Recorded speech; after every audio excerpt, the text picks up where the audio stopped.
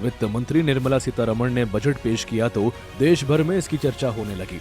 देश के अलग अलग राज्यों में भी इस बात पर चर्चा होने लगी कि केंद्रीय बजट में किसे क्या मिला।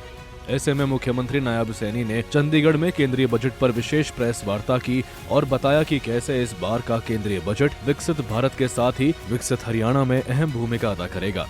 दरअसल प्रेस कॉन्फ्रेंस में मुख्यमंत्री नायब सैनी ने कहा कि केंद्र सरकार का ये बजट आत्मनिर्भर भारत की तस्वीर पेश करता है। इस बजट में विकसित भारत के स्तंभ गरीब, युवा, महिला और किसानों को केंद्र में रखा गया है। देश की अर्थव्यवस्था को गति देने के लिए सार्वजनिक पूंजीगत व्यय को लगभग 12,20,000 करोड़ रुपए तक बढ़ाया गया है। इस बजट में युवा कौशल विकास के साथ ही शिक्षा क्षेत्र के लिए 1,39,000 करोड़ रुपए का प्रावधान किया गया है। देश के यशस्वी प्रधानमंत्री आदरणीय नरेंद्र मोदी जी के नेतृत्व में 3.0 सरकार का जो ये दूसरा बजट प्रस्तुत हुआ है,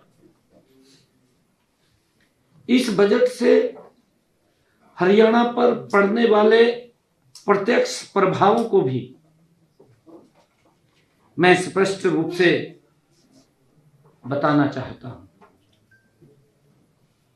क्योंकि लगातार हमारे विपक्षी साथी उन्होंने शायद इस बजट को ध्यानपूर्वक नहीं देखा।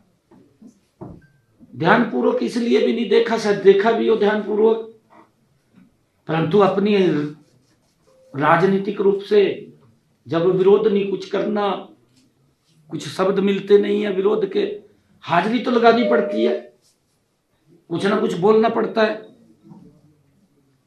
कई लोग जब बजट आदरणीय निर्मला सीतारमण जी बोल रही थी, उसी बीच में ट्वीट कर दिया, कहा जी कुछ मिला नहीं हरियाणा को। भाई अभी पूरा प्रस्तुत तो जाने दो। होड़ लगी हुई थी राहुल गांधी को कैसे खुश किया जाए। भाई उसको तो कोई भी खुश नहीं कर सकता। वही मुख्यमंत्री नायब सैनी ने बजट में हरियाणा के लिए किया है, इस पर भी बात करते हुए कहा कि आर्टिफिशियल इंटेलिजेंस, रोबोटिक, बायोटेक और साइबर सिक्योरिटी जैसी तकनीकों के लिए 10,000 करोड़ रुपए का विशेष फंड रखा गया है, जिसका सीधा लाभ गुरुग्राम, फरीदाबाद, पंचकुला और रोहतक जैसे शैक्षणिक और तकनीकी केंद्रों को मिलेगा। स्टार्टअप और उद्यमिता के लिए भी 7,500 करोड़ रुपए के प्रावधान से हरियाणा का स्टार्टअप इकोसिस्टम होगा और मजबूत होगा। इस बजट में विकास भी है, इस बजट में विश्वास भी है, और साथियों इस सिद्धांत पर आधारित यह बजट है कि हरियाणा जैसे अग्रणी राज्य के लिए इसमें अपार अवसर निहित हैं। साथियों यह बजट उस भारत की सोच को दर्शाता है जहां विकास का मतलब केवल बड़े शहर नहीं है, बल्कि गांव, किसान, महिला, युवा और श्रमिक भी हैं। साथियों जहां अर्थव्यवस्था मजबूत हो लेकिन समाज का अंतिम व्यक्ति भी सुरक्षित और सम्मानित महसूस करे, ये बजट उस दिशा में ये महत्वपूर्ण बजट पेश किया है। अपनी बात को आगे बढ़ाते हुए सीएम नायब सैनी ने कहा कि बजट में महिला रोजगार, स्वरोजगार और उद्यमिता के लिए लगभग 8,000 करोड़ रुपए का प्रावधान किया गया है।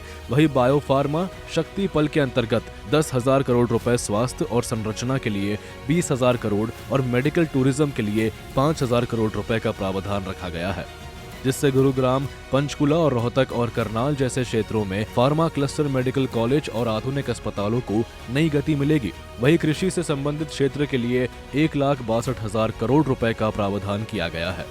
इस बजट से देश में देश की अर्थव्यवस्था को गति देने के लिए संवेदनशील पूंजीगत व्यय को लगभग 12,20,000 करोड़ रुपए तक बढ़ाया गया है। 12,20,000 करोड़ रुपए तक इसको बढ़ाया गया है। यह निवेश सड़कों, रेल, शहरी अवसंरचना, औद्योगिक कॉरिडोर और लॉजिस्टिक को मजबूत करने वाला है। साथियों, इसका सीधा लाभ हरियाणा को मिलेगा। लगातार मैं यही बात सुन रहा था, कहा हरियाणा को तो कुछ नहीं मिला, कहा कुछ नहीं मिला हरियाणा को। मैं सारी बात बताने वाला हूं कि इनके समय में बजट का क्या हाल होता था, और जो बजट आता था किस प्रकार से खुर्द-बुर्द हो जाता था, गरीब व्यक्ति तक नहीं पहुंचता था, उसको राहत नहीं मिलती थी।